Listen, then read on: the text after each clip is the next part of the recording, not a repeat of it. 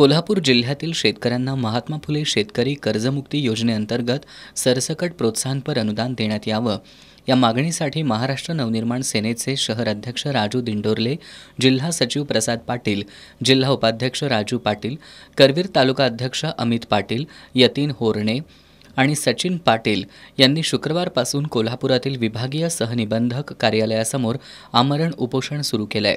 आज उपोषणाच्या चौथ्या दिवशी मनसेचे शेतकरी सेनेचे प्रदेश अध्यक्ष संतोष नागरगोजे, सहकार सेनेचे प्रदेश अध्यक्ष दिलीप धोत्रे आणि प्रदेश सरचिटणीस बाळा शेडगे यांच्यासह मुंबईतील मनसेच्या पदाधिकाऱ्यांनी या उपोषणस्थळी भेट देऊन पाठिंबा दिला।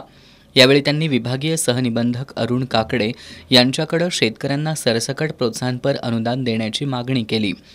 यावेळी येत्या 2 दिवसात याबाबत योग्य तो निर्णय झाला नाही तर महाराष्ट्र नवनिर्माण सेनेच्या वतीनं महाराष्ट्रातील सर्व जिल्ह्यांमध्ये तीव्र आंदोलन छेडलं जाईल असा इशारा मनसेच्या नेत्यांनी दिलाय।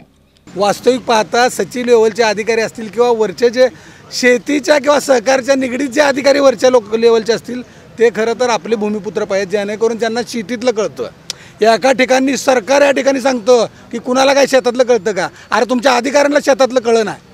तुमच्या अधिकाऱ्यांना सांगायची वेळ आली की अनुदान कुणाला द्यावं लागतं, कुणाला नाही, कोण शेतकरी पात्र आहे, कोण अपात्र आहे, या ठिकाणी शब्दाचा खेळ केला गेलेला आहे। या ठिकाणी आम्ही रितसर सनदशीर मार्गाने या ठिकाणी उपोषणाचा मार्ग अवलंबला आहे। येत्या 2 दिवसामध्ये जर हा प्रश्न नाही सुटला तर संपूर्ण महाराष्ट्रामध्ये प्रत्येक जिल्ह्यामध्ये तीव्र आम्ही आंदोलन करणार आहे आणि याची सर्वस्वी जबाबदारी आता सरकारवर असेल।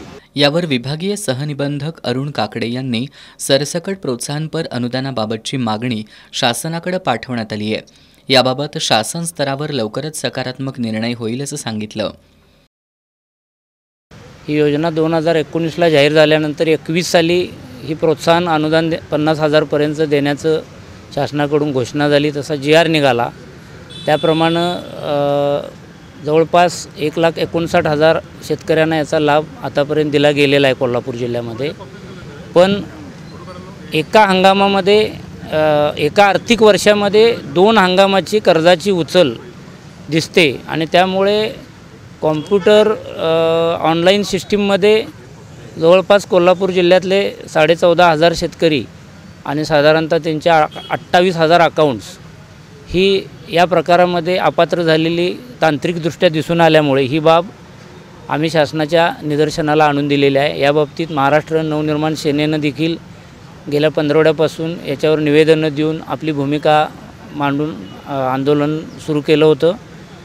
शुक्रवारी देखील आमरण उपोषणाचा आम्हाला निवेदन मिळालं, त्यानुसार शासनाला आम्ही निर्णयासाठी पाठवलेलं आहे आणि आमच्या वरिष्ठ अधिकारी आणि शासन स्तरावर सचिव महोदयांच्या स्तरावर याच्यामध्ये काही मुद्द्यांवर सकारात्मक विचार चालू आहे। याशिवाय देखील 1 वर्ष कर्ज घेऊन ते मुदतीत 1 वर्ष पेडलेलेही 36,000हून अधिक शेतकरी आहेत। हे सगळे निर्णय शासन स्तरावरती विचाराधीन आहेत आणि त्यामुळे याबाबतीत लवकर निर्णयाची आम्ही अपेक्षा करतो। आम्ही पाठपुरावाही त्यासाठी करतो।